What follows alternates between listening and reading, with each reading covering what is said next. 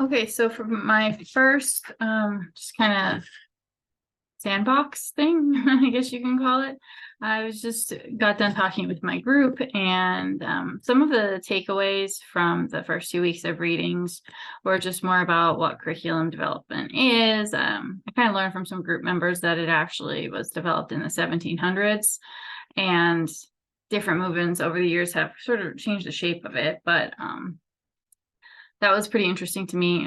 The holistic nature of curriculum, or the curriculum as a whole, meaning kind of your own experiences, are playing a big role in designing curriculum. And that can be affected by politics, religion, culture, all types of things affect our experiences, which in then turn affects curriculum design.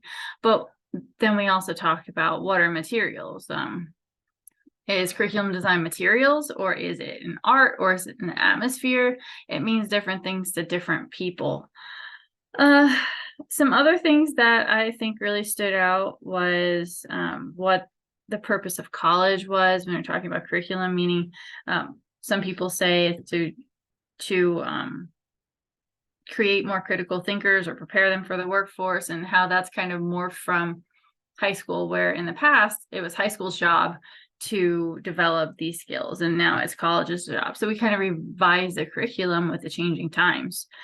And then we talked about metacognition, which is a huge component of curriculum design, I think, so that students can see where they're going, how they're getting there. Like this whole idea of I'm with you and this is our roadmap. And also that you should teach to the assessment, like kind of a backwards approach. If this is your assessment, then you should design your curriculum scaffolded sort of leading up to that with the outcomes you anticipate, and be very consistent with how you're speaking and writing things down, like will and should. They should all be consistent. They should not be changing tenses a bit, because that can be confusing. So yeah, those were some of the bigger takeaways. That curriculum and curriculum design, the entire process seems to be kind of messy. Some countries are regulated more than others, and it's often affected by a lot of things within our environment, whether that is politics, culture, religion.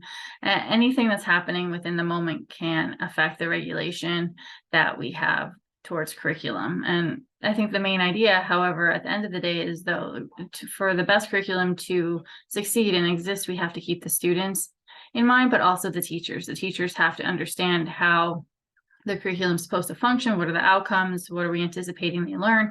But the students have to understand that as well. You have to kind of meet them where they are, and how do you reach those marginalized groups? So that's a lot of what we talked about and what I kind of took away. That's just based on my notes as we were talking. And I think that is it for this week.